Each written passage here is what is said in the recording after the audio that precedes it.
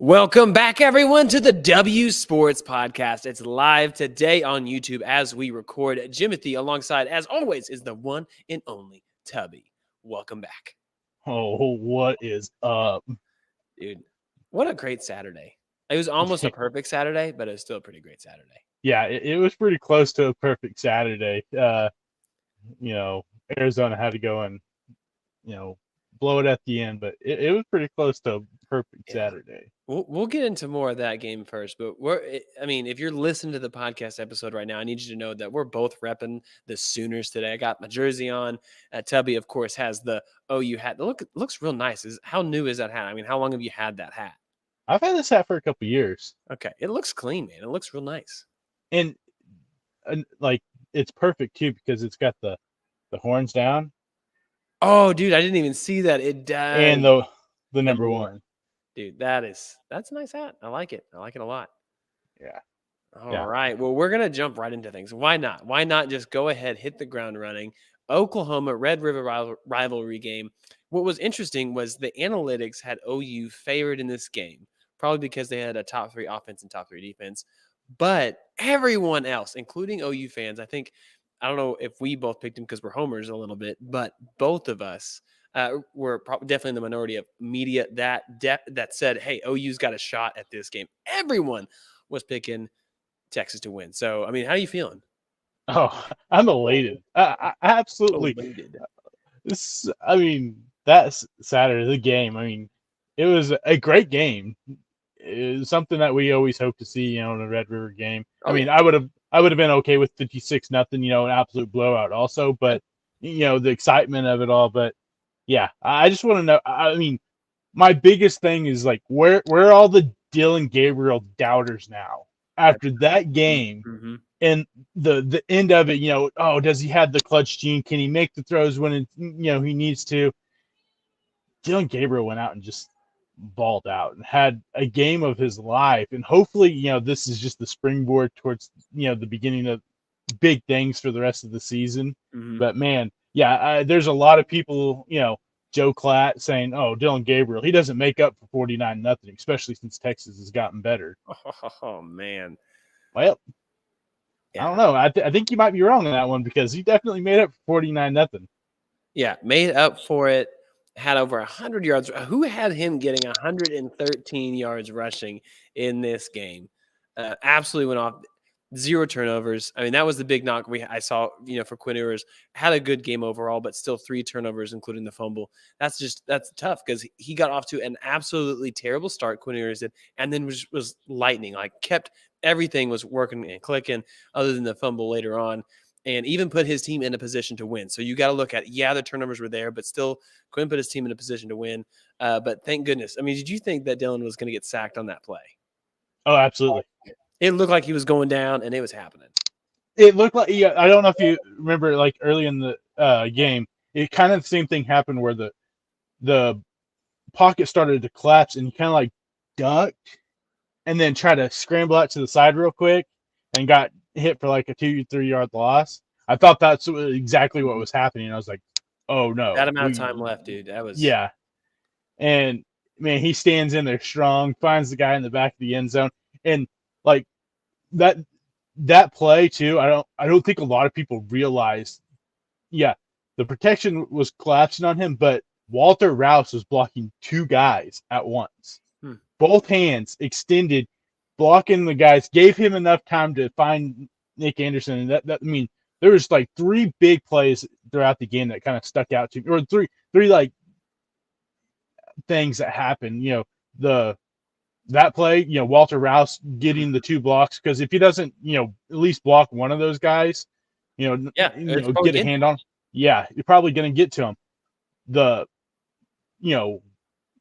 goal line stand. I mean, something that we probably would have never seen in the last 10 years for an Oklahoma defense. The goal line stand, when you've got Texas bringing in their big boys, you got bringing them 2 defensive tackles that this package that they've been running at the goal line, and the defensive line and the linebackers, the jobs they did on that goal line stand. And then you got Bowman stopping Worthy short.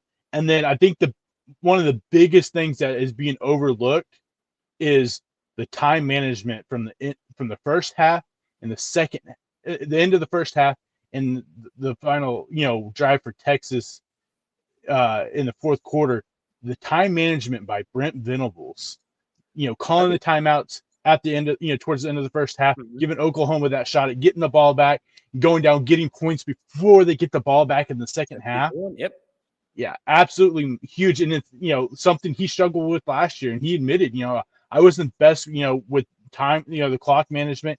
And he did it perfect twice, calling the timeouts, on that final drive for Texas, to preserve as much time as possible to give Dylan Gabriel a shot at, at least tying it up, getting him in field goal range. If he doesn't have those time management, skills that he did in that game, Oklahoma is not winning that game. And I think it's something everyone is overlooking because it was probably the biggest thing in that game because, like I said, you don't get those 3 points at halftime, and then you don't get a chance.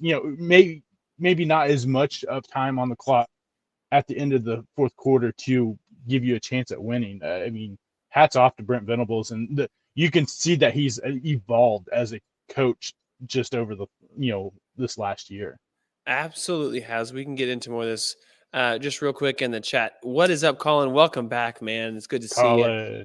Tim mentioned this is wear it proudly the Sooners for this week because of the win, but I think the tough road that we may have is going to be how many ranked opponents, and does the strength of the schedule really look bad? Right now, KU is the only other Big 12 team that is currently ranked besides Texas and OU, and they do play Kansas on the road. Kansas should be ranked at that point in their schedule. They only have one other game before that, I believe. And listen, that game's on the road. It's in Kansas. I may have to see if I can make it. I don't know. Okay. It's 40 minutes from my place. Represent the Sooners over there. That could be incredible. I don't know. I'll talk to my wife about that, see if she wants to. Because if she's not working, we'll be there. There's another team on that schedule that has been a sneaky team so far in the Big 12. And if they keep winning, they've got a pretty BYU easy schedule. No, that's another one. West Virginia. You've lost one game, and it's to Penn State week 1. And you look at the schedule, and it's not really that hard leading up to the OU game. Maybe there's one game in there that you could go, yeah, there's a chance that, I mean, the only game, is the BYU. They should absolutely handle UCF, Oklahoma State, and Houston. Houston's just not ready. Yeah, I mean, your one loss, I'd be at that point, I'd be kind of hard to believe that you're not in the top 25 at some point. And so there's potential, maybe 2, maybe 3, like you said, BYU, depending in if BYU does beat, West Virginia, then they'll probably be ranked at, if they keep winning too. So I think that maybe there's a couple other games that can be ranked for Oklahoma, but yeah, it's tough schedule wise. I mean, there's not much they can do with the Big 12 being as bad as they are this year. And the non-conference schedule wasn't, overly competitive. So but that's gonna be tough for them. And we'll get into more of this here in a little bit. How many undefeated teams are left, and how many will be there at the end of the year of a Power 5 conference? There's only one SEC team with undefeated right now, and that's Georgia, number 1 Georgia. In the Big Ten, there is currently 3 teams, I believe, and all 3 of them are going to play each other. So at best, one team is going to be left there. Florida State and the ACC, and then Washington and Oregon, who play each other this weekend. So it's going to start to beat each other up a little bit, and we're going to have to see reality. What does this look like? And I think if they win out, regardless, or not, they could have a shot at it. Now, again, I don't want to get too far ahead of it. You just got to take care of business. You can't sit on this win too long because you got a bye week. Thank goodness. I think that times it out really well, and they can come out and hit the ground running over the next 2 weeks before their next big test, which I believe would truly be Kansas. Yeah, and then there's one other ACC team that's undefeated. North Carolina. Oh, in Louisville. So there's 3. North Carolina's undefeated. No, North Carolina lost once. Did they? Lost week 1. No. Didn't they? No, they didn't. No, they beat South Carolina. Okay. I'm pretty sure they're 5-0. Let me see. Pour it out. Yep, they're 5-0. That's my bad. That's on me. Yeah. I thought they lost. But, I mean, they're going to play each other. I mean, Florida State and North Carolina, they play each other, I'm pretty sure, in the next couple weeks. So that, one of them will end up losing there. So, yeah, I mean, I think if everything goes right, Oklahoma could very well be undefeated going into the Big 12 championship. Will more than likely be against Texas. We'll see what happens. I mean, we know Texas over the last 10 years. Whenever they lose one, it seems like it starts to snowball into this funk. I don't think this is the same type of team. I think they are probably a little bit better than I expected. I'm not sold on Quinn Ewers. I think, yeah, he had a good game and he did end up going 23 for the last 27 or whatever it was. But I think part of that was due to the way that Oklahoma was running their defense. They knew whenever Texas got in the red zone that Texas has like the 111th ranked efficiency in the red zone. So they knew that, okay, you get in the red zone, we're going to be able to stop you. And so they were just kind of letting them, 5-10 yard pass plays here and there, which, I mean, running the clock, keeping the clock moving. I think that was part of the defensive scheme. Yeah. But, I mean, there was two big things going into this game that everyone, or probably three, because everyone was believing that Quinn Ewers was going to outperform Dillon Gabriel, but everyone was talking about how good the offensive line for Texas was. Man, Oklahoma destroyed that offensive line. Yeah, 5 sacks. 5 sacks, 10 tackles for loss. Yeah. I mean, the run game, they, besides the couple big runs from Brooks, they only averaged 3.9 yards a carry. Yeah. And then they talked about how well Texas's defensive line was going to be. Oklahoma outrushed them, only gave up 1 sack, and this, I don't know if I've said it on the podcast or if it was something I said to my dad, but game. Oh, lost you for a second there. Go ahead. Something you said to your dad. Okay, so I wasn't sure if I said it on the podcast or if I said it to my dad, and I just can't remember correctly. But watch the Cincinnati game, and Savion Byrd has been hurt since week 1, week 2, and so he hasn't been in the game. But they've been playing this Everett guy at left guard, and during the Cincinnati game, Everett kind of got a little banged up. They put Caden Green in, and the run game just seemed to open up more because he was able to move those big defensive linemen from Cincinnati. Well, they start Everett in this game.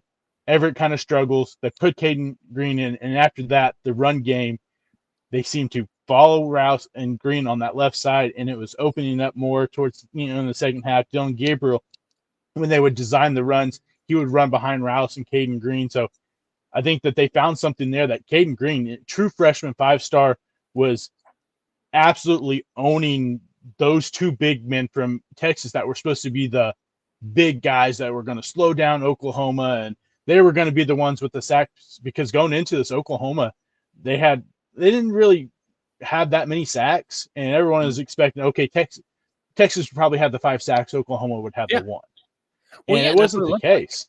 Like. Yeah. Absolutely. So, I mean, I enjoyed it. I loved the game, loved the way Oklahoma played, and I hope this is just the springboard for the future for Oklahoma. Well, I think that's the thing is a lot of people said, well, you either already drinking the Kool-Aid of Brent Venables. He says a lot of the right things. Even when he messes up, he owns it. This is one of those things that, all right, no, they're further ahead than what they thought. And I think regardless for both Texas is a good football team. And so Texas and Oklahoma, both of these teams should and will be able to handle their own in the SEC. I think both these teams played more physical than a lot of these teams in the SEC that I've seen played recently. This game had hard hits. This had really solid tackling for the most part.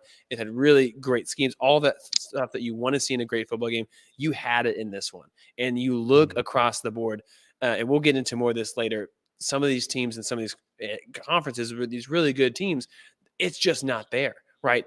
These guys brought effort, and I think there's a passion in the culture. And Steve Sarkisian is a massive offensive mind guy. I think the biggest barrier for him right now to break through is going to be that red zone. Right. He's got to figure out a way to get the red zone.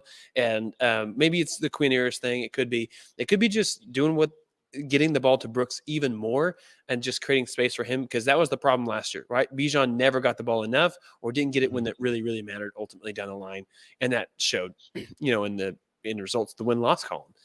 But for Oklahoma, Dillon Gabriel absolutely jumps in the Heisman race, and they control the destiny that they want right now. In all actuality, this should be OU Texas come Big 12 championship game. We should get 2.0, which should be a massive game. And on all actuality, Texas could win that one too. It's a very good football team, very strong, very well coached. I mean, but if they don't falter right now, right, that's the big thing. And if OU doesn't get too far ahead of itself, that they start looking past it. Obviously, those are the discipline things. I think right now, stock up right now. Britton Venables through the roof. Obviously, Dylan Gabriel.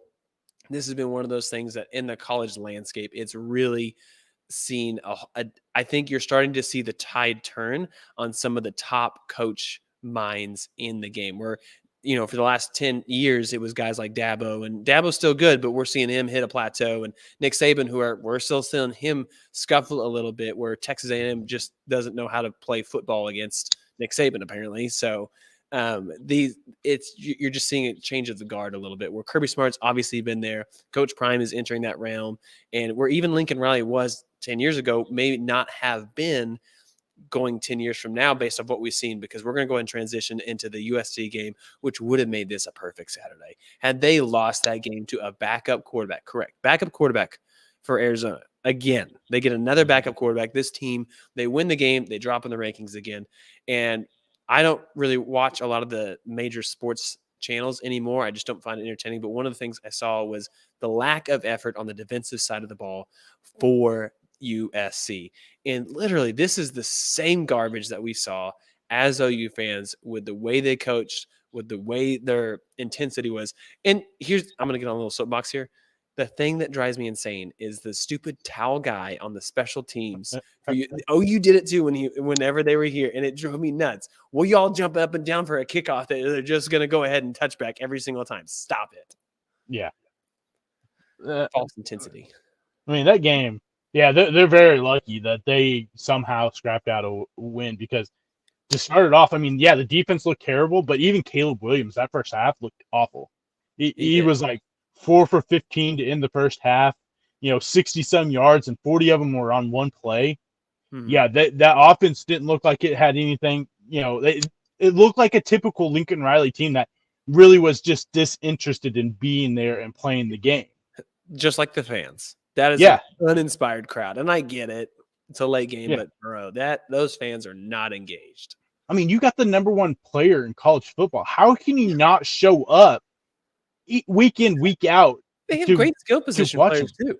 Yeah, everybody. I mean, how do you not? I mean, if I was a fan, I would want to be there and say, man, I got a chance to see Caleb Williams play.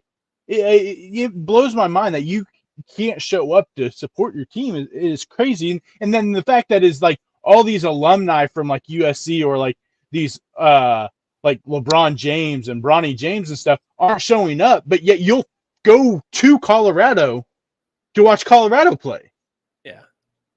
I mean, what is going on? I mean, Bronny literally plays at USC. He was finally there. He was there at this time. But I mean, I think the whole basketball team was. I don't think that was a Bronny as much as it was a basketball team. Yeah, it's just how can you not show up to watch one of the greatest? I mean, talent-wise, he's one of the best players I've seen play college football, period. Yeah. And absolutely. You can't, I mean, it's just crazy. But like you said, the lack of effort on defense, and they showed this stat at the very beginning of the game, or pretty close to the beginning of the first quarter. And I'm sure the stat has gotten worse since then. I don't know exactly what it is, but in the last 2 years, USC has missed 200, or since Lincoln Riley's been the head coach, they have missed 212 tackles. Oh my gosh. Somehow it's only 12th in the nation, which still is really bad for sad, for them. But that means they're missing 11.2 tackles per game. You're just asking for big plays. How do you not wake up Sunday morning with the headline saying Lincoln Riley fires, USC fires Alex Grinch? At this point, what is the argument to keep the guy? I don't know. Here's the thing. When did Alex Grinch get there to OU? In the tenure of Lincoln Riley. Yeah. Because here's the thing. I was going through this metaphor in my head earlier. So gardening. You've ever gardened before? Yeah. All right, so stick with me. What's the first step in gardening, or planting Weeding. vegetables or something? You gotta completely take whatever the soil is, get it all up, get it all loose, and then you start to plant, and you'll get the weeds out and stuff like that. You got to cover it back up, and then you water, and then eventually it harvests. Lincoln Riley is a coach that just says that's a good tomato plant planted here. He's not a guy that's going to go work the field. He's not the guy that's going to turn the soil or whatever like that, take out all the weeds. That's not what he's about. He's about, give me that really nice looking plant over there. I'm going to put it in the ground, and then we're still going to get tomatoes, right? Yeah.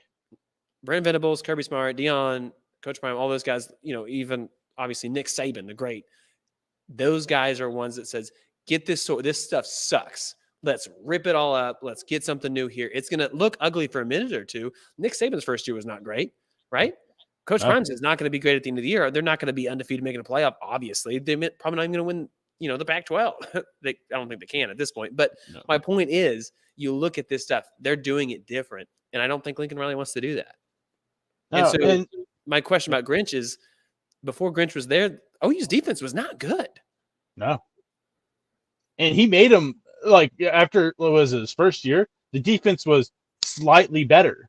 Yeah. And then we saw it get a little bit worse, and then a little bit worse, and then real bad. And the crazy part is that final year that they were there, they had all the talent. There's 6 or 7 guys that were starters on that defense that are now starters in the NFL. That somehow you have one of the worst defenses in college football. And so that makes me wonder, even if he was to rip everything out, start over like he should have, would it still be in the same spot? Because Alex Grinch doesn't know how to coach defense correctly in today's football. And he tries to do the speed defense and all this stuff. You can't be over a certain weight. You have to stay under this. We don't want the big guys. They'll tucker out too fast and blah, blah, blah. But, at some point, you can't defend the guy anymore. And, the media, the first thing they asked whenever Lincoln Riley and Caleb Williams sat down for the press conference was same issues with the defense. And Lincoln Riley is about to say something. Caleb Williams hopped in and he said, if it wasn't for our defense, we wouldn't have been in that game. Oh my, if it wasn't for that defense, you wouldn't have been down 17-0 to start the game. Yeah. And that backup quarterback, Arizona, is not that good of a team this year from what we've seen. Mm-hmm. And then you have the USC experts, college football experts, and they go, and then they're like, well, that's exactly how the locker room is. They're behind their guys. They believe that the coaches and the players in the locker room believe they have the guys to get the job done. I'm like, that's the problem then. If you believe that you have the guys in the locker room to get it done, Alex Grinch is part of that locker room. If you believe he's the guy to get it done, and he hasn't proven that, and then you believe that your defensive players, because effort-wise isn't there. Yeah, show that you care. Show that you're not worried about getting hit hard. Yeah, those aren't the guys I want in my locker room, because at least that last year or so that, Grinch was at Oklahoma, you could tell those guys, Isaiah Thomas, Perrion Winfrey, Nick Benito, Kenneth Murray, those guys, they wanted to play football. They just weren't coached the right way to play football. Yeah. And it's not the same with they just look uninspired to do anything on that side of the football. And that's direct result of your head coach and your position and your, Absolutely. yeah. And so the fact that and then did you see the missed field goal or the field goal attempt at the end of the, I've seen that every now and then. It's just a disaster situation. Glad they had to go to overtime to win that game. And they dropped in the poll despite the win. I think both coaches and AP pool. I think it's going to come into play quite a bit, and we can get it more into their schedule. And the back half is absolutely gnarly. They're in trouble. But speaking of the Alex Grinch defense in the years past, OU gives up a big play. They get down inside the 5-yard line. How often does that guy get in the end zone in the next play or two? Max next two. Probably the next play. Every single time. And OU had that stand, right? Where some people were crying and said, I think he actually got it. No, he didn't get in. And guess what? OU didn't even – it's not like OU took the ball 98 yards or 99 yards for a touchdown. They just moved the ball, flipped the field again. And that was the difference, is effort and care and passion. And I am not going to let this guy beat me. It matters. And that is definitely not what you see from USC's defense. I think, and that's a shame for Caleb Williams, because this team, I mean, they didn't win the Pac-12 last year. I don't think that they can win it this year. They could, but I don't think that they will win the Pac-12 this year. And that's a shame for Caleb Williams, because at least Kyler Murray, Jalen Hurts, and your boy Baker, they're winning. They're winning it. Yeah, I mean, I think this defense is worse than it was last year, and everyone thought it was going to be much better. To me, I think it looks way worse. And like you said, the turnovers last year made the defense look a little bit better, because at least you were forcing turnovers. Yeah, some of them were luck, a lot of luck, and playing against guys that were just literally throwing the ball to you. Mm-hmm. But this year, that's not happening. Yeah, maybe you're getting more pressure, but I mean, look at the teams you played. You played 3 teams the first week that are ranked in the bottom 100 of college football. So, I mean, you can't really show a whole lot there going, well, we had this many sacks, we had a huge pressure rate. Yeah, because you played Nevada, San Jose State, and Stanford. Yeah. Of course you're going to be able to do that against those guys. But, you're wasting one of the greatest college football players, and you're probably going to – if you lost like 4 or 5 of these games in the final 6 weeks, I wouldn't be surprised, because that defense is that bad. Rinse and repeat. We wasted the greatest offense in college football history with Baker Mayfield. We wasted a great offensive talent with Kyler Murray. Wasted a great team that shouldn't have been that good with Jalen Hurts, but Lincoln Riley is that good of that type of coach. And here we are. Same thing. So real quick, we got the remaining USC schedule. What is a realistic goal? At Notre Dame, at home against Utah, Cal's a win, against at home against Washington, at Oregon, and then versus UCLA, who is ranked at the moment. So I think the 6 games. The Notre Dame game becomes, I think, more realistic now with the way Notre Dame has played the last couple of weeks. Mm-hmm. It's like they were so demoralized. It almost seems like from that Ohio State game that they just have not been able to bounce back and recover from it. So I think that game becomes more realistic. I think I would say that there's a better chance that they win that one, depending on if Cam Rising is playing for Utah. If Cam Rising is playing, I think Utah wins. I still think Utah has somewhat of a slight of an edge, just because I think their defense will be able to keep them in the game, and Whittingham just has USC's number the last few years. Yeah, you'll beat Cal, but then you end the season with Oregon, Washington, and UCLA. I think you lose all 3 of those games at this point right now. Could you imagine? So possibly going, 4-2 in the last, or was it 3-3 in the last? Yeah, that's not going to cut it for USC. Yeah, 3-3, I think, is the best that they can do at this point. Yeah, and at that point, then it becomes, then are the losses against the wrong teams, and then is it Washington versus Oregon in the championship game, and then you miss out on that. And so then you get to go play Tulane in the Cotton Bowl again, and you're not uninspired, and you lose again, that kind of stuff. So that is forward thinking. The big thing, Cam Rising, I think in order for that to really matter, he has to play this weekend.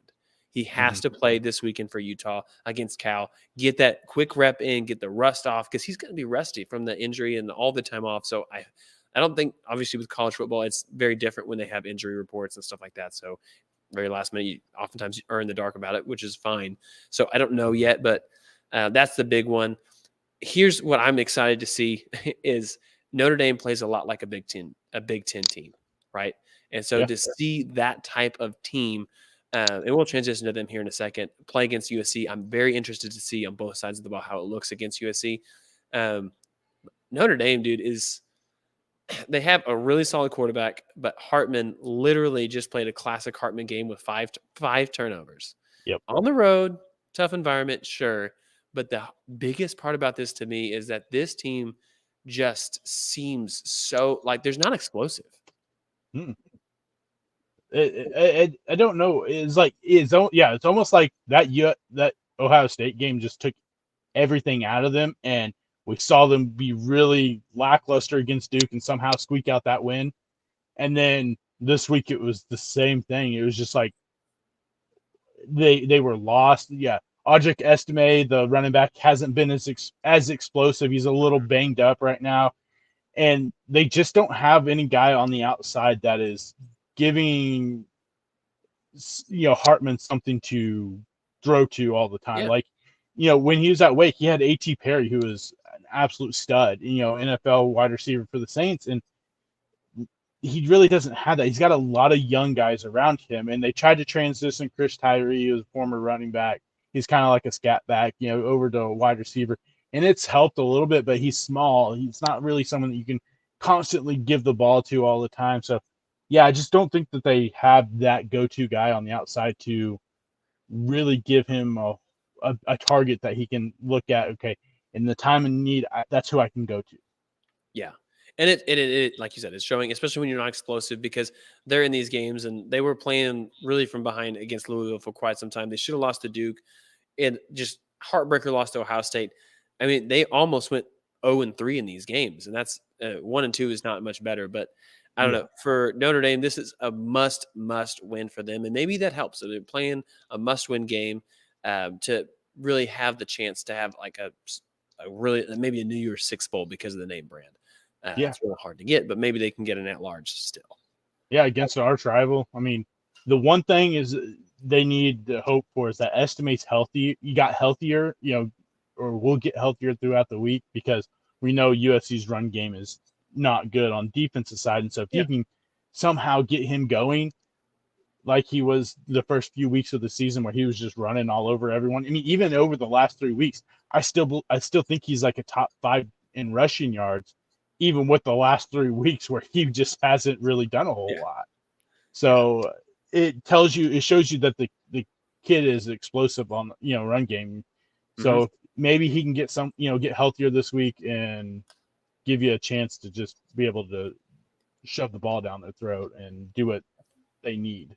Speaking of shoving the ball down their throat, 2 teams this weekend, number 1 and number 2. I still don't understand how Michigan isn't ranked number 1. Maybe it's because they played nobody, but 52-10, another absolute dismantling of Minnesota. Blake Corum only had to touch the ball run the ball 9 times. McCarthy didn't have to do a whole lot. They controlled the game though, from wire to wire. And then Georgia. All this looks like it's going to be a good 2 undefeateds, SEC 51-3, and at halftime it was 34-7. I mean, this game was over before. I mean, this just proved Georgia is the team in the SEC. Yeah, absolutely. I mean, I think it was somewhat. I think it was a coming out party for Carson Beck. They went out there and they trusted him. You could see it was almost like a completely different quarterback than what we've seen the first 5 weeks, where a little bit scary. He played conservative. Was playing scared, and he just went out there and just threw the ball. It was, I think, something that most college football teams didn't want to see, because if it was the same Carson Beck throughout the season that we saw the first 5 weeks, Georgia looks a lot, more beatable than they did. Now, if Carson Beck's playing like this week in, week out, becomes a much scarier team, because the run defense hadn't really played great this year, and then you shut down Ray Davis, who just ran for 200 and some yards on Florida. He held him to was a 50-some yards or on 22 carries. Yeah, it probably not what other college football programs wanted to see, and makes him a little more scarier. But I agree. I still think Michigan is the best team in college football right now. Yeah, that was my next question, was who is more impressive so far this year? And, Georgia, I think, has maybe some of the better wins, but right now the more complete team looks like it. But if we start to see this steamroll effect with Carson Beck just absolutely lighting it on fire, well, then we may have to talk about something else, because Michigan, again, until they play, did they play Penn State this year or no? Yeah, I think they played both Penn State and Ohio State. Yeah, so not until November 11th are we really going to know much about Michigan, other than, they're dominating teams. They finally led a double-digit score, so yay, Minnesota. Yeah, I mean, I imagine they pulled quite a few of their starters in that game when you're up as much as you are. Yeah, there's not a whole lot that you need to do. And so Ohio State down early just absolutely shuts the door in the second half against Tulia Tagovailoa. They're now 5-1 Maryland, and they put up a decent fight in the first half, but 37-17 win. Kyle McCord looks like he's starting to find some rhythm as well for himself. I mean, that's what I would feel. to me, yeah, you got the win, and the way you took things into your own hands in the second half was great. But honestly, I don't know if you feel the same way. I feel like this is the exact same Ohio State team we saw last year, just with a less experienced quarterback. You started out super, sluggish and all that in the first half. I don't see a great team out there. I think you've got weapons all everywhere. Yeah, the offensive line is just a problem. Yeah. I think your defense is slightly better than it was last year, but I still don't think that with the talent that you are able to bring in year out on that side of the ball, that your defense should be a lot better than what it is. I feel like we're going to see them play Michigan and get blown out by 30 points again. I mean, there's a chance, and that just made me like that's one of the guys I should have mentioned earlier on this new tenure of coaches that we might be seeing the upturn on. Harbaugh is one of those guys. Like 10 years ago, he was not that guy, and he has clearly done something slow and steady, has won the race for Michigan, I think, especially over Ohio State, who's got all the glamour, all the glitz. And here we are right now, and it looks like a good team, a competitive team. But in reality, do you think that they're going to beat Penn State and Michigan State? I think one of those games, and even Penn State right now is putting things together. Yeah, I mean, Drew Allar looks really good. Granted, I feel like they're kind of one of those teams that we haven't seen them play a whole lot of good football teams. So I think we'll see what happens. But, man, yeah, Drew Allar's playing good. That defense is playing good. I mean, they've really only had one bad half, and it was against Northwestern. When you're sitting there looking at the game and you're going, okay, what's going on here? How are you, trailing Northwestern at some point in the first half? Yeah. They were able to just absolutely boat race them in the second half. So, yeah, I don't know. I feel like this is the same Ohio State team we've seen the last 2 years. Yeah, which would stand to reason. I mean, Day is still the coach, and but I think that's a good point too. Is like quarterback is just a little bit less experienced, so not sure how much is going to change. Some of the other games we should hit real quick. Alabama again. It looked like they were going to struggle there. I don't know what A&M's defense is doing and just continuing to allow we're going to let him have single coverage on the outside. We're just not going to worry about it. That's all Milroe can do. And that's just what he absolutely destroyed it with. Yeah. I mean, the defensive line really dominated that game, and you should have probably beat Alabama. I mean, you sacked him 6 times. He ended up with negative 31 yards rushing. And yet, still, he ends up with 321 yards passing and 3 touchdowns. You look at it and you go, okay, we hit him 6 times. You sacked him all this time. The defensive line absolutely dominated that offensive line. But then you look at the rushing yards for Alabama, even with the negative 31 yards from Milroe.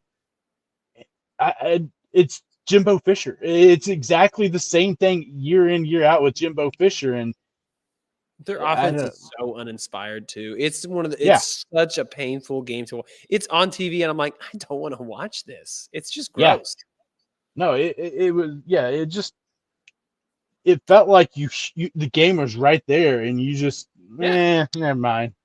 We don't want it. Take it. I don't know. Here's my fear. Alabama, like I know they won this game, and it looks like they're starting to figure something out with Jalen, how to use him well and use his skill set, which is good. That makes sense as the season goes on. They should figure that out. My biggest fear is this offensive line is bad. Yeah, this offensive line is not going to stand up to Georgia, even if they go undefeated and make the rest of the way and make the conference championship. This team is not going to. They can't beat a team when they're that bad on the offense. They need Casey Poe now. But we need Casey right now. But my big thing is like with Jaden Milroe is I just don't know if he has the intangibles, like the quarterback IQ, the football IQ. Because I don't know. Did you watch the very end? I don't know if you did. The very end of that game, they're lucky they got away with this one without giving Texas A&M the ball back to have a chance to beat you, because you run for the first down. There's a minute 20 seconds left, and you hurry up to the offensive line, and you throw it a swing pass out to the outside and skip it to your wide receiver and stop the clock when Texas A&M has no timeouts left. Yeah. And you tell Nick Saban, he is just ripping into Milroe like, why are you throwing the football? What are you doing? I'm like, Yeah, that right there, that in a big game, say you're playing Georgia, that loses you the game more than likely because It's huge. it's just I don't know if he has it between the ears to lead this team, even as well as he's played over the last couple weeks, to win a It big could be game. this is a moment he'll never forget and lesson learned. It could Right? be. It could be. It could be. It very well could be. Nick Saban yelling is about as scary as Bill Belichick. Yeah. And here, it could have been worse. He could have been like Mario Cristobal and said, "No, let's not knee it. Let's go ahead and run the ball and let's not cover it up. It's fine. And then let's let someone behind us for a game-winning touchdown pass. What are we doing? This is classic Miami. What are we doing?" Oh my gosh. And the fact that this game was even close. Yeah. I mean, you just a couple weeks ago destroyed Texas A&M, almost put 50 on them, and then you're playing Georgia Tech, who isn't a great team, with a former Texas A&M quarterback starting for you, for them, and your quarterback looks like the same guy from last year, throwing to the other team, and then, granted, the running back was down, but it's almost like the football gods were like, "No, you dumb. You did it. Yeah, you dumb. We're gonna punish you for that real quick." Yeah. And yeah, the fact you let a wide receiver behind you when you're up and let him just right past 6 guys. Oh, it is so bad. It's one of the worst defensive effort plays I've seen since USC. I mean, you let them throw the ball to the middle of the field. They have no timeouts. What are we doing? Oh man. And I mean, ask Oklahoma. Oklahoma played that perfect. That last possession for Texas, they said, "Hey, you can take the passes." They had 3 timeouts too. They're just like, "Yeah, keep on throwing it into the middle of the field. We don't care." Mm-hmm. And oh man, I mean, yeah, Mario Cristobal, you absolutely terrible coaching into that game. At least he owned up to it, I guess. That wouldn't make me feel any better after that. I would be He's not gonna get fired or anything like that. No. But this is a decision you cannot make. I mean, did you see the offensive lineman on the sideline afterwards? Uh-huh. Looked up at Cristobal. What are we doing? I'm like, yeah, he knows. Here, I'm gonna put this also on the QB. He had 4 turnovers, right? Yeah, absolutely. But the 3 interceptions and the turnover for not going ahead and saying, "Coach, you dumb. I'm kneeling. Sorry, Coach." Right? Yeah, you garbage 3 yards anyway. Yeah, you get up there and you audible. No, we ain't running the football. We'll take the knee and run the clock. Yeah, absolutely a terrible decision there. Let's hit a couple more games. No respect for my home state of Wyoming. Okay, I'm from Wyoming. No respect. They're ranked 27th, I think, in the country right now. But they played Texas pretty well. They beat Fresno with the backup quarterback. With the backup quarterback. I'm just saying. So this is 5-1. My Wyoming team is looking pretty good. It's pretty solid. I say. Yeah, I mean, Air Force this week. Hey, Air Forces look pretty solid too. I know, that's what I'm saying. I'm like, yeah. So, look at the Mountain West. Part of a Pac-12 team. The Mountain West is showing off. They are. They're and probably like, hey, Wazoo, Oregon State. I mean, look, we're playing pretty good football right now. Just come on with us. Come on, join us, and add you to the roster. Yeah, I mean that was one thing Texas fans were like, look, Wyoming, they just beat Fresno State, and I'm like, yeah, that's not the same quarterback that played. Different quarterback. Yeah, and then it was the same thing. Oh, Kansas, they just beat UCF. Yeah, UCF just lost after they to Baylor after Bean went 8 for 12. Yeah, they ran for 400 yards. Yeah, and I'm like, he didn't win that game. Yeah. All right, so we gotta move on to the NFL a little bit here. This is why I'm leaning into the college football this season more than I have in a while, and maybe it's because he's good again. Yeah.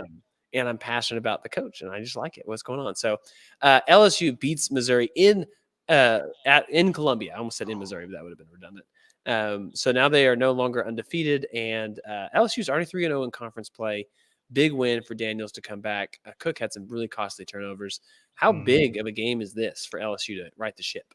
I mean, it helps a lot with the way they lost to Ole Miss the week before. I mean, you had a 17-point lead in the fourth quarter. You blow it. Your defense, though, I mean, that defense is it's on par with USC and Colorado's defense, as bad as they are. I mean, right now they gave up 1,841 yards passing. That's 306 per game, 4.9 yards per carry, and the teams have scored twice as many touchdowns and field goals, and they've had to punt.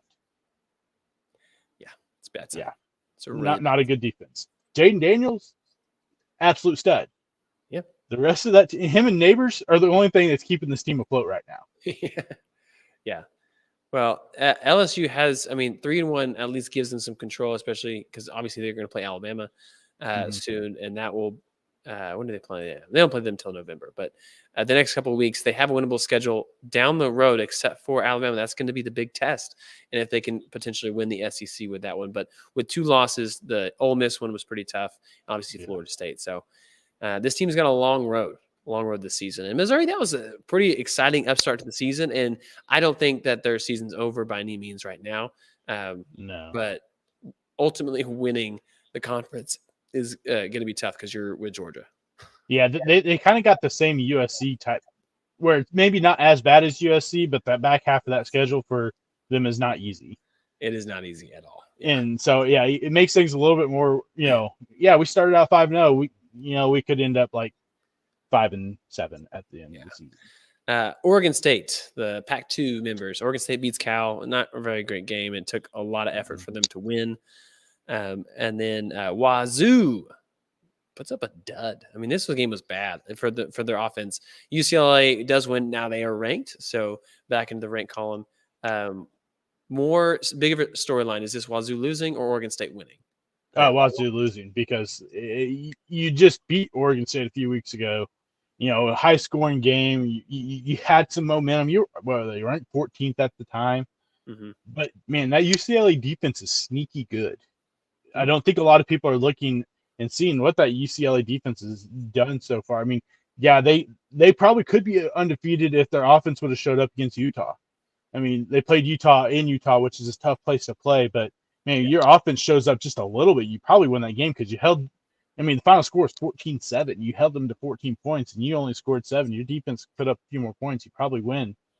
But yeah, I think Wazoo, you had momentum going and you just kind of laid an egg in the second half.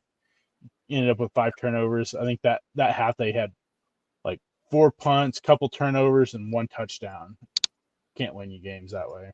No, especially if you want to be a legit contender in your conference alone, you got to score points. You got to make these count.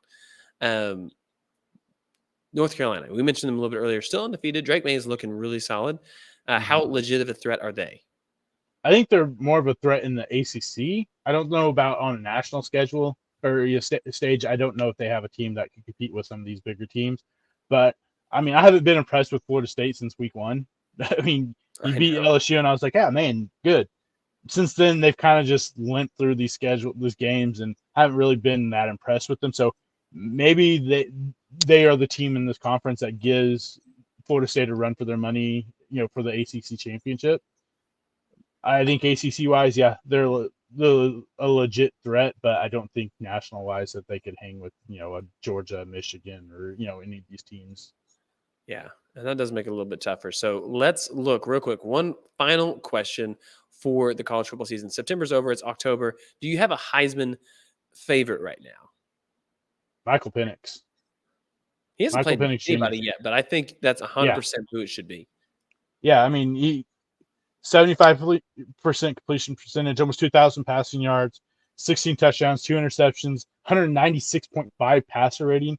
He's number 1 or number 2 in QBR passing yards. He's number 3 in touchdowns, 4 in completion percentage.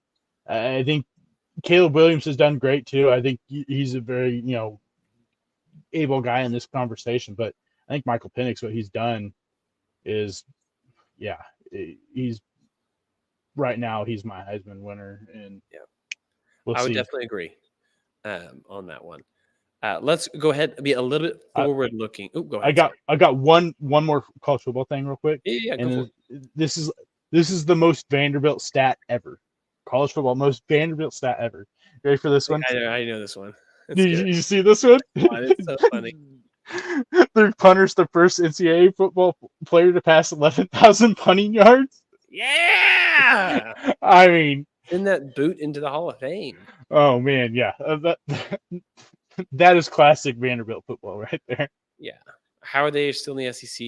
I don't know. Other than baseball, it's not good. No. All right. So looking at this upcoming weekend, you're going to make a couple picks for us, Tubby. Doing pretty good so far on picks. So we have most of the top 6 teams are not being challenged. Number 7 plays number 8, Oregon versus Washington. It's in Washington. Who you got? I'm taking Washington. I'm taking Michael Penix. I think the way they're going right now, I think they are the class of the Pac-12, and I think this is going to be a really good game. I mean, yeah, I'm gonna go ahead and take Oregon just because of the defense. And see, my one thing about them is I worry about what happened. I mean, we saw Lubbock. They barely squeaked by, beating a bad Texas Tech team. Yeah, you did have to travel to Lubbock. That is a big deal. Lubbock is a tough place to play. But I don't know. It was almost like the lights got a little too bright for Bo Nix at that point. And same thing kind of happened last year with Washington. I'm going to go with Washington. I think Michael Penix is the better quarterback. I think he finds a way to win this game.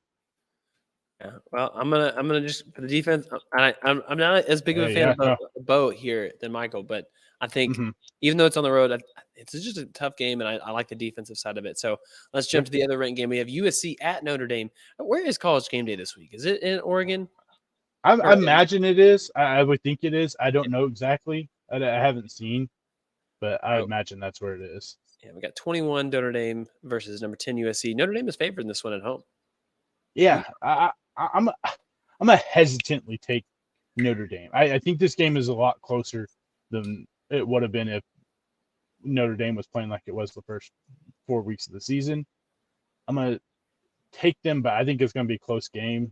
I think Audric Estime, if he's healthy enough, he can get this offense moving and put a lot of pressure on that USC defense. Yeah. Well, I like it. Ricky in the chat might be, we're both big Sooner fans. I think Ricky's the biggest Sooner fan I've ever met. And this guy said Notre Dame, that defense can't hold up. So I'm going to go ahead and ride the Notre Dame train. I'm going to be nervous. It's going to be a fun game to watch at least. It's the not the late evening. You don't got to stay up till 2 a.m. hopefully for this game. You're going to be able to watch it a little bit earlier as it's 6:30. Miami at North Carolina. Does Miami redeem themselves, or does North Carolina continue and move themselves into the top 10 after this week? No, give me Drake May. I think that game is an absolute just you let all the air out of everything that was going on with Miami through the first few weeks when you're like, man, maybe this team is actually a decent team. Yeah. That the way you lose that game, you just lost all momentum you had going for that season. I think it just starts snowballing into a bad year again for Miami. Yeah. Well, and Drake May, he has not put up the touchdown numbers yet this year, but I do feel like he's still played a great season. So, yeah, give me Drake May in this one. All right. So, last one is Oregon State, UCLA. Does the defense hold up? I think so. I think the defense holds up. I like the way DJ's played this year. I think him getting out of Clemson, getting out of the limelight has definitely, I think, done a lot for him, like it did for Bo Nix, moving out west. Yeah. But man, this defense from UCLA is just, it's different than what we've seen from UCLA. UCLA is, Chip Kelly, we're expecting high-powered offense. Well, I think he saw, okay, our offense isn't going to be as high-powered as it has been with the true freshman quarterback. We're going to have to ramp things up on the defensive side, and I think defense is going to win out in this one. Yeah. All right. Well, guys, that's the college football season so far. We're halfway through the season, which is absolutely a sad thing to know when you think about it. Oh, man. But still a lot of season left, and some of the best parts of the season are going to come besides the Red River rivalry. Boomer Sooner. Let's go. We're going to move over to the NFL. And just talk some stuff here. We don't need to talk a whole lot about the Chiefs. Justin Jefferson's injury is a little concerning. Travis Kelce went down for a little bit, came back, so that's good. The Chiefs won again on the road. NFL road game, another one possession loss for the Vikings, which Tubby, you've been on all year. My biggest fear is they got to get someone who can go catch the ball. Get someone who can get some separation. That's the biggest lid to this team right now. But until they get beat, they're going to still be a Super Bowl favorite because Buffalo lost this week. Yeah, they definitely did. At home on the road. Yeah, at home 1,000 miles away across the different ocean. No, I when I saw the Travis Kelce thing, I was worried at first because it was non-contact and the way he went down, I was like, oh boy, he just tore his Achilles. Yep. Then no, he's out standing on the sideline trying to get back in, and they keep on pulling him back, and he's like, "No, I'm going back in." So luckily for them, because if that was the case, that offense would have been even in bigger trouble because you don't have a go-to wide receiver that can go out there and just catch the football without Travis Kelce. That's a big problem. So yeah, I mean, hey, I think one thing that you can give Kansas City is that you have won. Yeah, the defense has played good, and you have won ugly games. Yeah. And that means a lot. I mean, because it shows that, okay, Patrick Mahomes and the offense isn't humming like it normally does, but we are able to, fight out these ugly games and get a win. I think it speaks a lot to what the team is, and it speaks to me more than if you're just going out there and just blowing people out, because now it shows me once that offense does get to clicking, that they're going to be even tougher to beat than they have been. Oh, yeah. Well, real quick, Bills lost to the Jaguars at home on the road against the home team, the London Jaguars. Why did the Bills lose?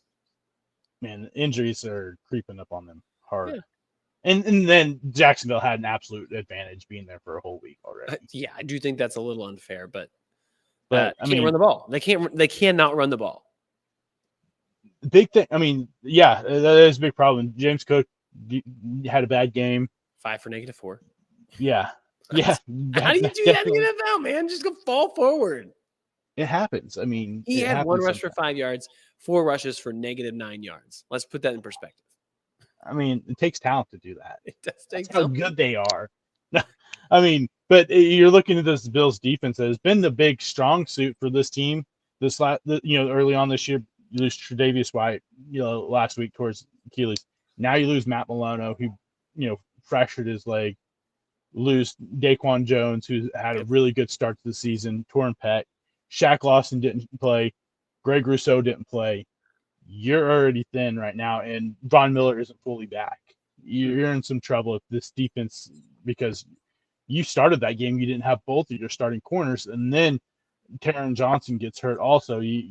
Secondary's looking real thin right now. Yeah, well, here you want some good news if you're a Bills fan with some injuries, especially on the defensive side. Giants, Pats, Bucks, Bengals, Broncos, Jets. We got time to get healed up. We got time to get this thing right. Yeah, that helps a lot. Yeah. So, also, the Bucks didn't play this weekend, right? No, they had to bye. How nice is that for Baker Mayfield to have the Red River rivalry game on your bye week? You're like, man, I know I'm going to be. Lined up perfect. And then he gets to be the guest picker for game day. Yeah. Oh, absolutely. Perfect. He had so much fun on the sidelines. He was like, yeah. Okay. Anyway, we get sidetracked again with OU. So. Big win, though, for Jacksonville. I think Etienne looked great. Calvin Ridley, you've been so right on Calvin Ridley this year. I'm still shocked at how good he is, despite having so much time off. It's the one thing that if you are a good wide receiver that will never die off and you can still be productive throughout your career is route running. And that's Calvin Ridley is a tactician when it comes to route running. And that was the one thing that made me go, okay, I believe that he can come back even after, year and a half of not playing football, is that he was such a good route runner that it's hard to kill even if you don't have the speed. Yeah. So that was my big reason why I expected it. Yeah. Well, we're not going to talk about the Texans and Falcons. I mean, Ritter finally put up 300 yards, which is awesome. Stroud didn't have a bad game. He had a couple turnovers, but it wasn't a bad game. This is a game that we really – I don't have a whole lot of stuff to talk about if you don't. No. But the Lions look good. 4-1 for the first time since 2011. Jared Goff looks like a top quarterback right now. What is happening? Yeah, I mean – Montgomery also looks like the Bears with the problem, not him. Yep, definitely. And they go out and drafted Jahmyr Gibbs, and they're like, we don't need the guy right now. He's okay. We're not going to play him. Kind of late week. He kind of tweaked something. Let's not play him. We don't need him. We got David Montgomery going here. Oh, then the guy behind David Montgomery scores a touchdown. Yeah. Even without him on Ross St. Brown, they absolutely torched the Panthers. And this is the Panthers team that almost beat the Vikings the week before. Yeah, the Lions are just humming along. Their offense is playing really, really well. Defense is Yeah. forcing turnovers, and again, it's just a culture thing for the way that the team is bought into it. And you have to when your quarterback is Jared Goff. It's not Patrick Mahomes. It's not Josh Allen. It's Mhm. not the beautiful name that people want to see in the media, but he's getting the job done. He's getting Yeah. the job I done. mean, McVay definitely tarnished the name of Jared Goff. Oh yeah, The way at the end, I mean, Jared Goff took him to a Super Bowl. And then after that, it was basically like, well, I can't win with this guy. Mhm. I need someone else. Yeah, you ended up winning one with Stafford. But, man, I think it kind of, turned a lot of people off with Jared Goff going, man, he's not that good. Obviously, the coaching knew what they were doing. Dan Campbell he's up there right now as one of the best coaches in the NFL. Yeah. Got to love it. How legitimate are they in the NFC right now? I think they're super legit, honestly. I think right now the Eagles are undefeated. I think they're the second best team in the NFC. I haven't seen an Eagles team this year that I thought is as good as last year. The 49ers, I think, are absolute, Super Bowl contenders. I think this is a team that can definitely push those other two teams in the NFC for that, final NFC championship spot with the 49ers. Yeah. Well, you got to love that. Ricky in the chat might say that Baker is going to win that one, but we're going to see. We're going to see. We'll see what they can do. The Colts, on paper 2 years ago, this would have sounded amazing. Jonathan Taylor versus Derrick Henry. Instead, there's not a whole lot to talk about other than Anthony Richardson hurt again. How concerning is this? I mean, the height that you're feeling with the Lions is, I almost feel like we signed JT, which we'll talk about here in a second, but then the injury again, his second already. Yeah, kid's the fourth game, you're already hurt again. Second game where you're not able to get past the first quarter or first half at least, and now it's an AC joint sprain. Sometime. Yeah, they're saying type 3 or type 4. If it's type 3, it's 50% that you have to have surgery. Type 4, it's absolutely you have to have surgery. And they're saying at least a month. Well, this kid, he's already had surgery on the shoulder before in high school. You're already taking hit after hit. You've carried the ball 25 times in 2.5 quarters. Or 2.5 games, I mean. Yeah, it's a lot. And 9 sacks. You've been hit 16 times. You're already getting hit all the time, and you're already showing the ability to not be durable. I think is a big concern, especially after spending the 4th pick in the draft on the kid just this year. Yeah, there's a lot of draft capital to spend on a guy who was hurt in college too. Like, let's not forget, he was not healthy throughout his full season, and video game like attributes are there, but that's my fear right now is it won't connect. And with Jonathan Taylor coming back, Zach Moss has said, "No, give me the rock. I'm gonna go get $100 and 2 scores. Thank you, sir." Yeah, he said Jonathan Taylor. Who? Yeah, I haven't seen him here this whole year. I don't know what you're talking about. Yeah, but JT did get paid. So if I'm Zach Moss, just know that it's not going to last, right? I mean, this isn't a sign of things to come. No, if I'm them, I'm trying to sell high on him right now. A team needs a running back. Here you go. Yeah. And there are definitely teams that need a running back. And I don't know how much they're going to go after it, but Jonathan Taylor gets paid. Did he win this deal? Did he win this holdout, this whole back and forth thing, right? Yeah, absolutely. Yeah. Good for him. I cannot believe he won this, though. Against all teams, all owners, I did not expect this one bit. No, I had that was not on the bingo card, having him beating Jim Irsay. Yeah, no, not at all. I think he absolutely won. $14 million a year, 26.5 guaranteed. Yeah, you absolutely won, because $14 million a year puts you at third, in the NFL behind McCaffrey and Kamara. Yeah, you absolutely, won that. Derrick Henry on the other side of the ball. Can we please trade him somewhere else? Gosh, yeah, I mean, it's so sad. Tyjae Spears out snapping the dude, 3 times already this year. It's crazy that you have that guy. Yeah, get him off that team. Get him somewhere where he can have at least some chance of having a playoff run, or at least give him the ball. Just keep giving him the ball. He's not a guy that's he's gonna have 3 quarters where he goes, 18 carries for 50 yards. He just doesn't have it. In the 4th quarter, he has 8 carries for 102 yards because he's worn the team down. Tajay Spears is not going to do that. And I think some people forget that that's the type of running back that he is. It is different. And so you think that Vrabel would do that kind of thing. He's an old school type minded coach, but here we are. Yep. Not getting it done. So yeah, I don't know. That's an ugly division. If they're 3-2, they're 3-2. They not Derrick Henry. The Colts are 3-2. 2-3. Either one of these teams, it's just ugly. It is ugly. We got the Dolphins. They did beat the Giants. Go figure. I mean, Devon A-Chain got hurt in that game, I guess. That's a big loss. Yeah, depending on how long what it is. Yeah, it could be a big deal to them. The way he's played the last couple of weeks, which I feel like is kind of crazy. We're a whole day and a half away, but he has been absolute Tyreek Hill of running backs. Yeah. All right. So the Saints, who had it on their bingo card? Saints 34-zip over the Patriots. Who had that this week? In Gillette Stadium too. Oh, that's true. Didn't even mention that. I don't know what to fire everyone. Belichick, Bill O'Brien, cut Mac Jones. That offensive line has done them no service at all this year. But man, Mac Jones just looks absolutely atrocious. So bad. And then you have like Dan Orlovsky's like, oh, you put Mac Jones on that 49er team, and he's just as good as Brock Purdy. I don't think so. I don't know. I don't think so. He looks pretty rough. Yeah, the way he's played, he has absolutely no confidence in himself whatsoever. Yeah. And it's not like he doesn't have skill position players out there, but there's just nothing going for them. And I don't know. I honestly, like, if they were bad the rest of the year and, they didn't win in the game, they get like a top 3 pick, I don't even know that they would use it on the quarterback. I bet they would trade it for a bunch of other picks and then piece together other stuff. I just don't see this team being, a Drake May destination or Caleb Williams destination. I just don't see it. Not typically the way that Bill Belichick. That was Bill Belichick there. Yeah. Yeah.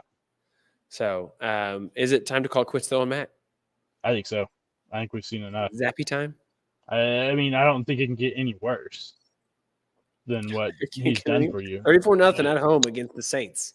Yeah, then what the week before, 38-3. I mean, it's just out of sync. Yeah, something's got to change. Yeah. Well, after this week, we talked a lot about the Bengals and Joe Burrow's broken, and that was literally the title of part of our podcast was "Is Burrow Broken?" And here he is, puts up 300 yards, 3 touchdowns, a pick. He was sacked 3 times, scrambled a couple of times. But I mean, do you feel like, he and Jamar Chase were on the same wavelength apparently, 19 targets. I mean, do you feel like the Bengals are figuring it out, or sacked 3 times against a bad Cardinals defense? How much stock do you put into this? I don't put a whole lot. I think they're moving in the right direction. This was definitely a game they needed. Chase 15 catches, 190 yards, 3 touchdowns. Burrow looks good. Completion percentage is high. Has the 1 mistake. It definitely looks better. But yeah, you did it against the Cardinals, who aren't a good defense. So I don't know how much you can put into it, but at least they played good against a bad team. Yeah.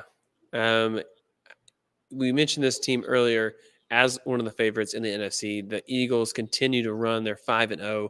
They beat the Los Angeles Rams, and they really controlled the game, a lot of it. I know they were, a 3-point game at halftime, but did you really feel like this wasn't the Eagles game even at halftime?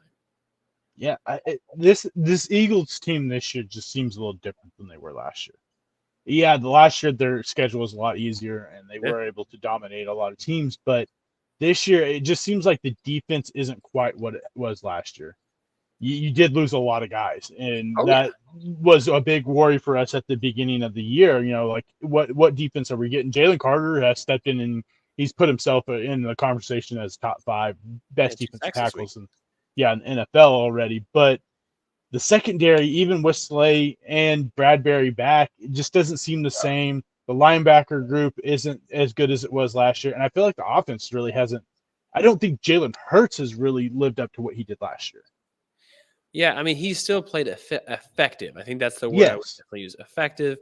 not putting the ball in the end zone outside of running it in with the tush push? Is that what they're calling it now? The brotherly shove. The brother, dude, that might be the best one I've heard. The brotherly shove. What does he have this year? How many touchdowns already? 4 of those so far this year. So he just hasn't. I think that's the thing is they've been effective, but they haven't been explosive. And this team, AJ Brown on this team, DeAndre Swift, Devontae Smith, they have every chance to be explosive. And even in this game, Devontae Smith wasn't great. A 1 catch on 5 targets. But 5-0. They're winning ugly right now, and they had the potential to turn it on all cylinders and really get it figured out. Yeah, I mean, absolutely. It's just, I just feel like this team's different than it was last year. Yeah, and it could be that you did lose both defense coordinator and offense coordinators, Steichen and Gannon both out. That will have some effect to it, and got someone new calling plays in your ear than you had last year. Could be a different, for Hurts trying to get acclimated to the new voice in his headset, so maybe that's part of it. Yeah. Bigger deal for you this weekend. The Jets beating the Broncos. Breece Hall went off against this bad defense. Russell Wilson looks like one of the worst quarterbacks in the league. Still, I think he's broken. I think he's done. I mean, who would you rather have right now, Russell Wilson or Mac Jones? Oh gosh, I know. I think I'll still take Russell Wilson because at least he's been somewhat affected in certain games this year. But man, that's tough. Yeah, it's not a good option. No, like I've seen Zach Wilson or Russell Wilson. Oh gosh, I'll still take Russell Wilson just because. Yeah, I don't know. I don't know if a lot of this is on him. I mean, there is quite a bit on him for the way they played this year, but that defense with them is historically bad. It is so bad. I mean, I like Breece Hall. I think Breece Hall's good. 22 for 177 though in the NFL. There's a lot at a 72-yard run. There's a lot that you're doing wrong, and some of it's just effort. So, yeah, the Broncos. This is gonna be a long year. The Rockies were bad. Avalanche are in a rebuilding year. I don't know how good. I mean, Colorado is good. The Colorado Buffaloes are good, so that's the highlight. But man, I guess you have the Nuggets to lean back on. NBA Finals champion. Everyone forgets about the Nuggies. Here we are. Yeah. All right. So I got to know, how funny was it when you looked up at the scoreboard of the Cowboys 49ers game at any point in time? So we tried to crown as champions after they beat a terrible team in week 1. And they're like, oh, yeah, Super Bowl champs. We don't even need to play the rest of the year. Go Cowboys. 42-10 loss to Brock Purdy. Man, so I was playing pickleball last night. Got home about 8:45, and I look at TV and it's 21-3 or something like that. I'm like, oh boy, that's where we're at right now. Then you watch the second half and it just gets worse and worse. Yeah.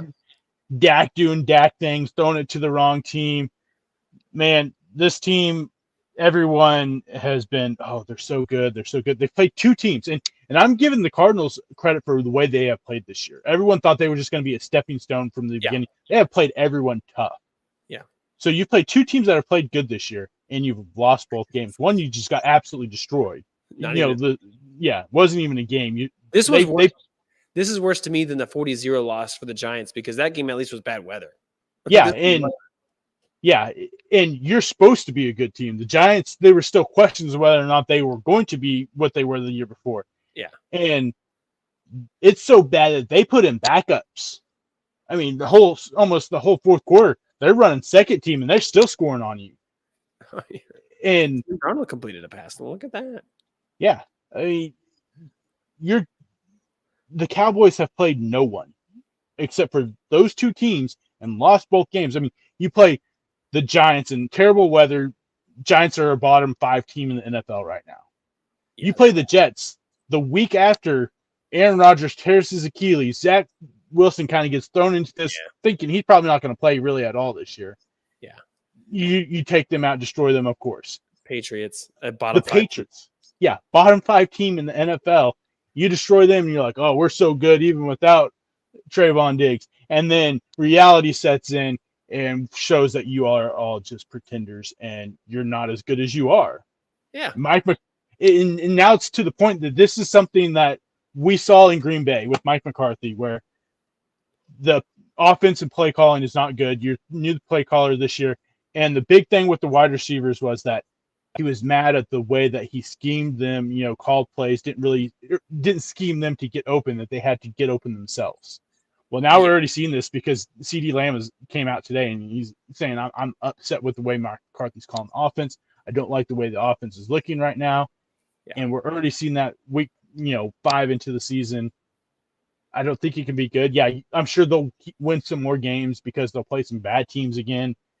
But you're not that good. You're really not.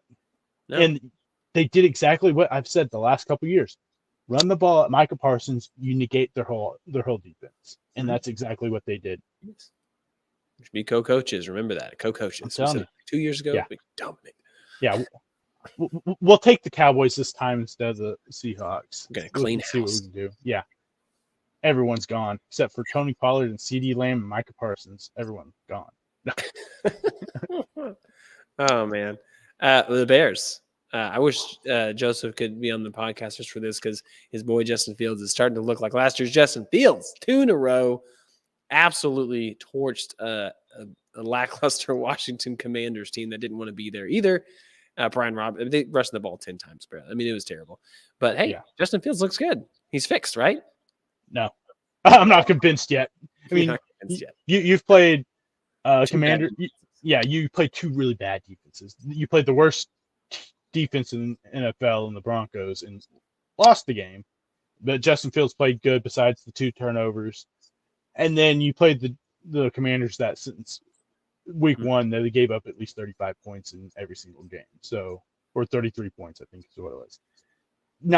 Not great, but hey, the one thing I will say is that at least it gives him some confidence going. And that's a big thing. If you go, okay, look, I can make these throws. I can make this, pass. I can be able to run the team. And I think that they did change some things offensive-wise where they're just kind of like, here you go.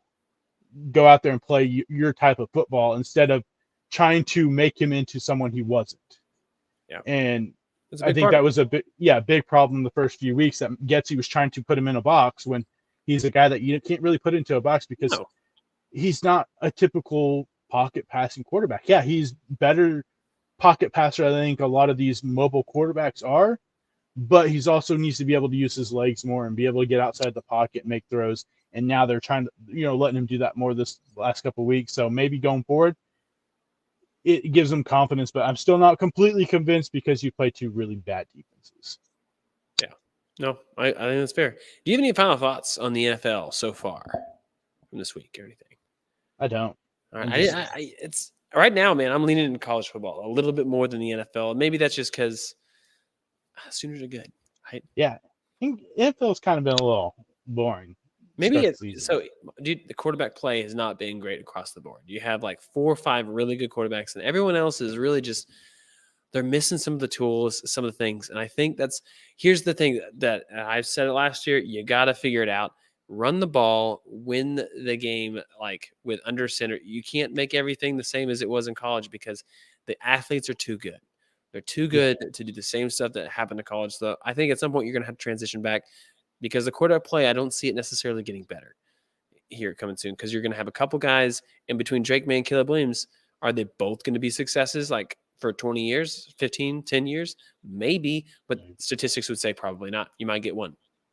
Yeah, I mean, you're looking at these guys this year. Everyone, Bryce Young, C.J. Stroud. Well, I mean, C.J. Stroud's absolutely blown Bryce Young out of the water this year.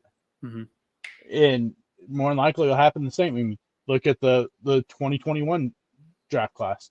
Trevor Lawrence, Zach Wilson, Trey Lance, Justin Fields, Mac Jones. Really, only one of them's really succeeded so far, and he's really played a little lackluster this year. So, yeah, it's one of those things that the run game is going to have to be more prevalent in the NFL. And that was, the same thing you've been saying.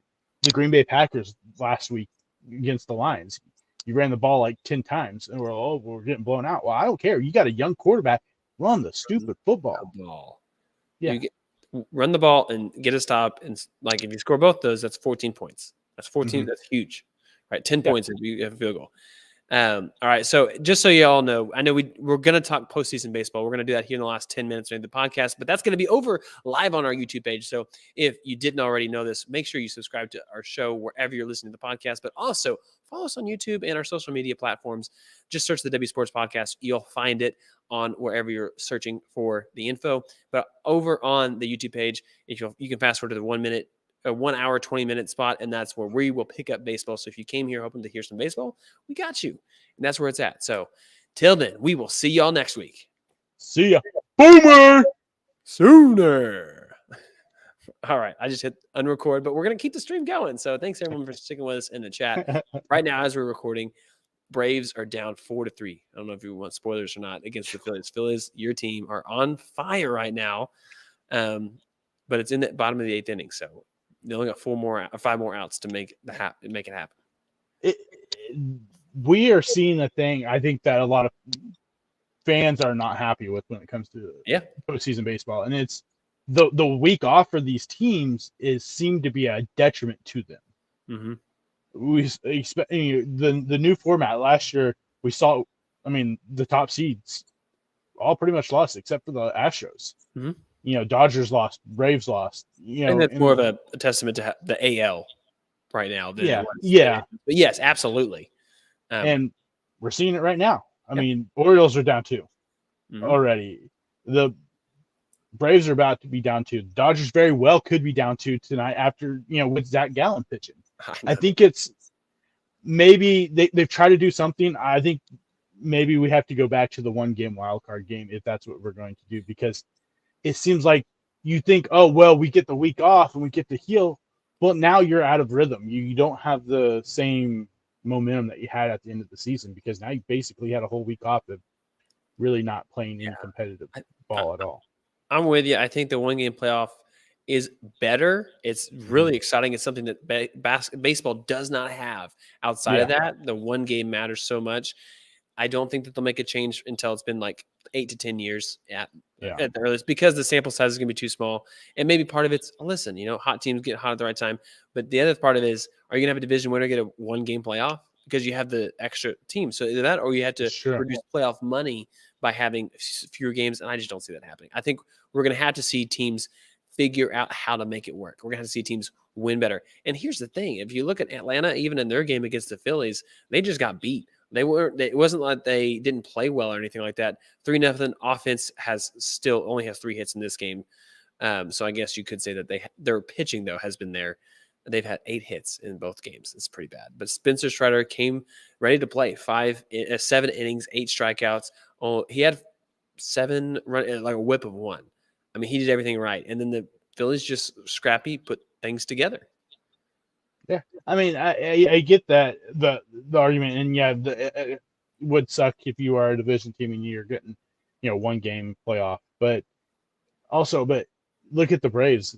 Yeah, they were kind of limping going into it. There was some dealing with some injuries, weren't playing their best ball. But this is a historic offense, and you got 8 hits in the playoffs so far. Yep. And it's that whole week off that you're really not staying in the routine of things, because you can sit there and hit ball off tees, or you can throw simulated games or whatever, but it's not the same as real action. And I think that becomes a detriment to these teams that did win hundreds of games and are the top 2 teams in the AL and the NL, and now that you had this week off and you've lost all momentum that you had towards the end of the season. And Ozzie Albies Ronald Acuna just got hit on the pitch. So they finally have a base run with Ozzie Albies now up. So we'll see what happens with this game. But as a Dodger fan, like you said, how excited you got to be as a Diamondback fan, thinking you were completely lost once July hit, to have a chance to be in the NLCS. And we're getting a little ahead of ourselves. I think the Dodgers are still a good team. Yeah. Was this the last game we saw of Clayton Kershaw in the playoffs as a Dodger? It very well could be. If they don't win one more, absolutely, this is it. Because I think the injuries are lingering more and more. Now it's a shoulder injury, and they're trying to keep him a little. He's only pitching 5 innings every game now. It's they're not letting him go in extended outings. They see some turbulence, they take him out. So I mean, he absolutely gets destroyed, rocked, Saturday. He could potentially see him game 4 if we can, scratch out, a win or two here and there. Yeah. But yeah, it's very well could be the last time we see Clayton Kershaw ever pitch in a major league game.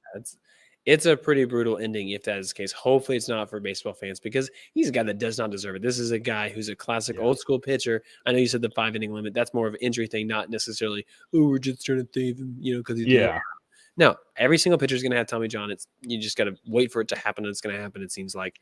So let the guys pitch. And so he's one of those guys that just did it so well. So I hope he gets another chance to redeem himself because when he got over that hump finally – it was in 2019, that first time he got over the hump before the cheaters cheated again, and he should have won that World Series too. Yeah, that was a great thing for baseball. Yeah, and I mean, like I said, this Dodger team, they very well could bounce back, and I mean, they are a good team. But man, that took a lot of wind out of your sail when you see your ace go out there and just get blitzed in the first inning the way he did. And the offense was like, I think it just was kind of like a shock to everyone and kind of killed anything. And if anything, it gave the Diamondbacks all the momentum they needed to go, okay, we can win the series now. And we'll see what Bobby can do tonight and see if he can't shut them down. And momentum in baseball is today's starting pitcher. So hopefully for them, it works. The Diamondbacks, it's still a great, a great season for them regardless. So it's been good for baseball. Any of these teams you think that can still make a turnaround in this series to make a pick for the LCS? For the ALCS or for the LCS? I mean, I honestly, I don't know. I said last week the Phillies were a team the Braves did not want to see.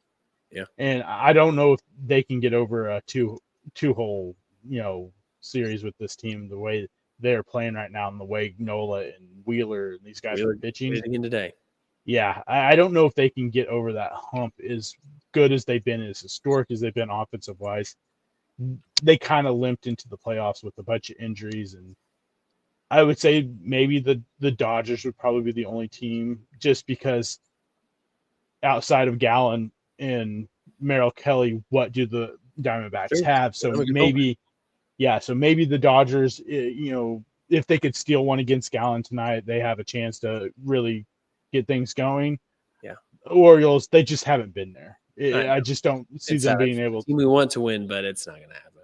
Yeah, and with the other one, it's tied up right now, so it can't really say either team's going to bounce back or not. But yeah, I don't know. Who's gotten that one though? Leaning like you're going to lean anyway. It's still the Astros. I mean, hey, the Twins got the monkey off the back, so maybe that gives them. I mean, and they played good the first game. This year has been strikeout heavy, which has been a huge game changer for them. Yeah, Lopez, Gray, those guys have been dominant. When it comes to strikeout, Johan Duran is one of the nastiest closers in baseball. The pitching for the movement on some of his pitches are just absolutely insane. So, I mean, it's not like that they have just been outclassed by the Astros in the series. I mean, you win 5-0 game 2, you're really in game 1. So they very well could, scrap out a series win because Framber Valdez just absolutely got smoked, and he was the Astros' big pitcher last year when it came postseason. So maybe they are able to do baseball in America justice and knock out the Astros before they can make it to a CS or a World Series. Yeah, please. We need to move on from that. Atlanta just hit a 2-run home run. Austin Riley. As soon as we went off the bat, I was like, that's gone. Uh-oh. Maybe they got luck. They got luck now. Uh-oh. Yeah, they heard us talking about it. Someone's clearly in the dugout watching the podcast. Oh, yeah. But upstairs, Antopoulos is like, hey, they're talking about us. Get the bats going real quick, guys. They're talking down on us. That we were afraid to play the Phillies. We're not afraid. Go out there and Riley hits 2-run bombs. So what are they down? 2-4-2? It's 5-4 now. In the 5-4. Bottom. Oh, wow. Yeah. Uh-oh. They're winning. Momentum. I know. Here's the thing. I hate the Braves. I hate the Phillies. I don't want either of them to win. Me neither. But yeah, I want the Diamondbacks versus the Orioles in the World Series. Wouldn't that be great? Oh, 2 young teams. fan bases that haven't seen anything like this in 20 years. I guess the Orioles have recently, but not the World Series. Yeah. I mean, it would be something for baseball to have a completely just two different teams that no one expected to have No a one's been shot. Yeah. No, I mean, that would be pretty crazy. I just don't know if the Orioles can bounce back is the That's problem. tough. But Well, I will say one thing. yeah, go for it. The fans of Tampa Bay absolutely should be ashamed of themselves. They should absolutely. The way you showed up for They that did. series, you did. Yeah, you absolutely did it. It was the worst attendance for a baseball, home series in the playoffs since 1919. The audacity to get a new stadium in that market with that fan base is atrocious. Right? I mean, They are.